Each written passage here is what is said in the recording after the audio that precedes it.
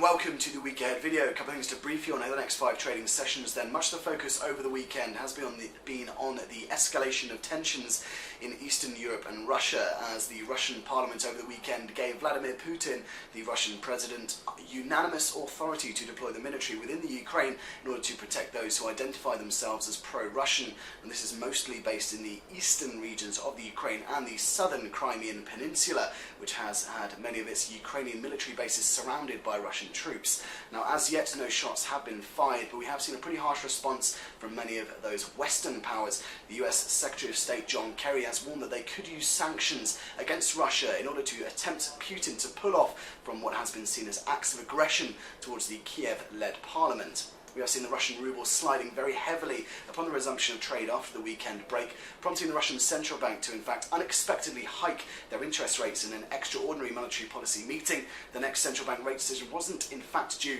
until March the 14th.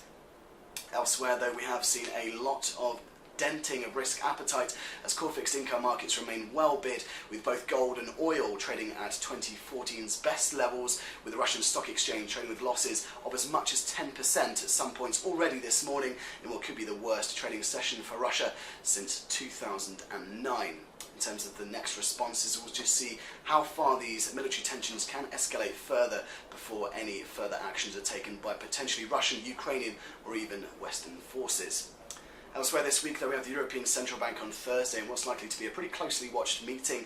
Analysts remain pretty split on whether the ECB could take further monetary easing actions, most likely taking the form of a 10 or 15 basis points rate cut to the main refi rate. However, many have seen last Friday's slightly higher than expected CPI estimate from the Eurozone as justification for no change this Thursday. Also comes ahead of this Friday's non-farm payrolls figure, which is expected to accelerate to 150,000 as those weather effects that we've noted over the past couple of months begin to ebb away, which should lead to a potential acceleration phase of jobs growth in the US and potentially justifying the Federal Reserve's decision to slightly not take notice of some of the weaker data we've seen out of the US since the beginning of 2014. Of course, we'll bring you all those releases as soon as it hits the wires, as well as any other relevant commentary to your trading. But in the meantime, that's all from me. Have a fantastic week.